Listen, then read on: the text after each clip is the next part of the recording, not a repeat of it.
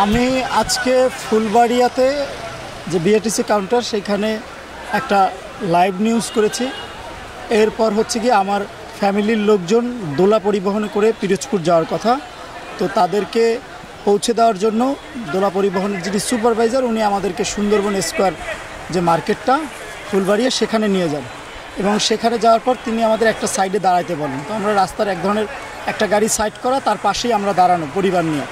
তো তখন হচ্ছে গিয়ে আপনার তাজ আনন্দ পরিবহন সার্ভিস, আমি যদি গাড়ির নাম্বারটা বলি ঢাকা মেট্রো ব 153872, এই যে গাড়িটা, এই গাড়িটা তখন আমাদের পাশ থেকে একবারে চাপায় যায়।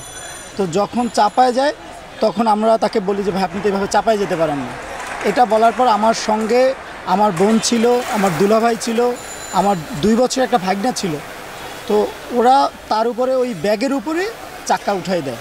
তো যখন এই কাজটা করে তখন আমি ঘুরে গিয়ে তাদেরকে জিজ্ঞেস করি যে আপনারা আসলে এটা কেন করলেন, এটা তো করতে পারেন না। তো এইটা যখন বললাম তখন হচ্ছে ওইখান থেকে তারা গালিগালাজ শুরু করলো। এরপর হচ্ছে ওই গাড়ি, এই যে গাড়িটা তাজ আনন্দ পরিবহন সার্ভিস, এটা বরিশালের রুটে চলাচল করে। তো এই গাড়িটার যিনি মালিক আমরা পরে শুনেছি ওনার নাম টুটুল। তো উনি এসে আমার কাছে বললেন ভাইয়া ভুল হয়ে গেছে, আমরা ভুল করে ফেলছি। আমি তার সঙ্গে কথা বলে চলে আসতেছি, দূরে চলে আসছি। এই সময় ওই গাড়ির সুপারভাইজার অথবা হেল্পার হবে, আমি পরবর্তীতে খোঁজ নিয়ে জানছি ওনার নাম পলাশ। তো এই পলাশ উনি এসে আমার হাত ধরছেন, হাত মুঠ করে ধরে বলছেন তুই বলছো কি, এই বলেই উনি বলছে ধর ধর ধর, এই যে কথাগুলো বলছে। এরপরে হচ্ছে আশপাশ থেকে ওদের যে সুপারভাইজার হেল্পাররা ছিল ওরা এসে আমার উপর অতর্কিত হামলা করছে। এবং এই যে অতর্কিত হামলা, এটা আসলে কি বলবো, যে সাক্ষাৎ মৃত্যুর মুখ থেকে ফিরে আসছি আমি। আমার কাছে মনে হয়েছে যেন আমি এখনই মরে যাব। আমি রোজা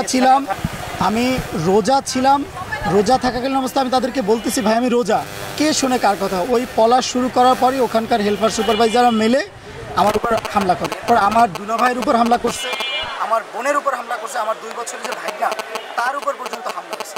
এবং এই হামলার সময় যে ঘটনাটা ঘটছে, আমার পকেটে প্রায় 50,000 টাকা ছিল, সেই টাকা তারা নিয়ে গেছে। এবং তারা একদম পুরোপুরি বলা চলে যে হত্যার উদ্দেশ্যেই, আমাকে পুরোপুরি মেরে ফেলার উদ্দেশ্যেই তারা এই হামলাটা করছে। এবং এই হামলার ফলে আমি আমার মাথায় আঘাত পাইছি, আমার একটা দাঁত সম্ভবত ভেঙে গেছে এবং ঠোঁট কেটে গেছে, এবং আমার যে কোমর, সেই কোমরে আঘাত পেয়েছে। এবং আমার যে বাকি যারা ছিল পরিবারের সদস্যরা তারাও মোটামুটি আহত হয়েছেন, তবে আমি বেশি আহত হয়েছি। এবং সবচেয়ে দুঃখজনক বিষয়, আমি এই ঘটনার পর কোনো রকম কেউ উদ্ধার করে, পুলিশ আসে সেখানে, পুলিশ এসে আমি পুলিশে বলি ভাই আমাকে একটু বাঁচান, আমি তো মরে যাচ্ছি। সে বলতেছে দেখতেছি। এই দেখতেছি বলতে গেছে আমার সরাই দিয়েছে, দেখতে গিয়ে কোনো রকম একটু উদ্ধার করে। আমি তখন তৎক্ষণাৎ দূরে সরে যাওয়ার চেষ্টা করি, এবং দূরে যাওয়ার পরে আমি জরুরি যে সেবা 999-এ ফোন করেছিলাম, সেখান থেকে পুলিশ আসে। কিন্তু পুলিশ এসে আমাকে একজন ওই বাসের মালিক তার সঙ্গে একজনের সঙ্গে পরিচয় করে দেয়। তিনি ওইখানে কী করছে না করছে কোনো ধরনের কোনো তদন্ত তিনি না করেই এই কার্যক্রম করেন। হ্যাঁ, আমি এই ঘটনা ইতিমধ্যেই যেহেতু জরুরি সেবায় ফোন করেছি, তারা পুলিশ পাঠিয়েছেন আমার নিরাপত্তার জন্য। তো সেক্ষেত্রে আমি এখন ঢাকা মেডিকেল কলেজের থেকে যে প্রাথমিক চিকিৎসা সেটি গ্রহণ করেছি, এবং এরপরই আমি বংশাল থানায় যাব।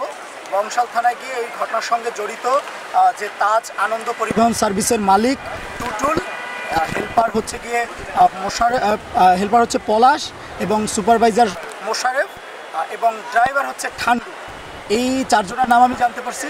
আমি এদের ব্যাপারে আইনানুগ ব্যবস্থা নেব। এবং আমি বলবো দেশের যে সরকারকে, যে আপনারা নিরাপত্তার কথা বলছেন, আপনারা আইনশৃঙ্খলা পরিস্থিতির উন্নতির কথা বলছেন, কিন্তু আমি আজ নিজ চোখে দেখেছি দেশের যে আইনশৃঙ্খলা পরিস্থিতি, প্রশাসন তারা এখনও আসলে সোজা হয়ে দাঁড়াতে পারেনি, তাদের মেরুদণ্ড এখনও সোজা হয়নি।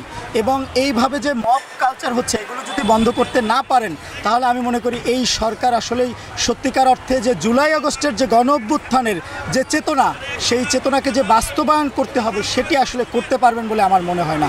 আমি পুরো বাংলাদেশের সাংবাদিকদের নিরাপত্তা চাই, আমার জীবনের নিরাপত্তা চাই, এবং যতগুলো সাংবাদিকদের সঙ্গে এ ধরনের হামলার ঘটনা ঘটেছে, এবং আজকে যে আমার সঙ্গে আমাকে যে মেরে ফেলার উদ্দেশ্যে যে হামলা হলো, এর বিচার চাই। এর বিচার যদি না হয় সেটি এই দেশের ইতিহাসের জন্য একটি কলঙ্কিত অধ্যায় হয়ে থাকবে।